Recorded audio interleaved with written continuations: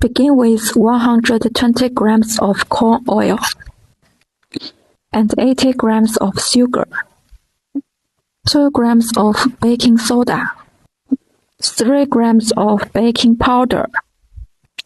Then add 1 egg. Stir for a while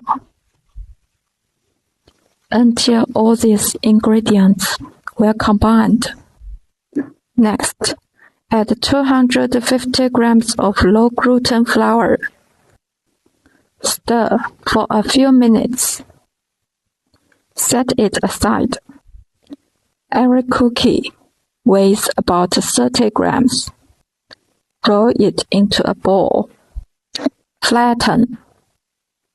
Apply some roasted sesame seeds on the top. Flatten again. Do the same things for the rest. Poke a hole in the middle for every cookie. Bake in the oven at 150 degrees Celsius for 15 minutes. As always, thanks for watching and see you next time.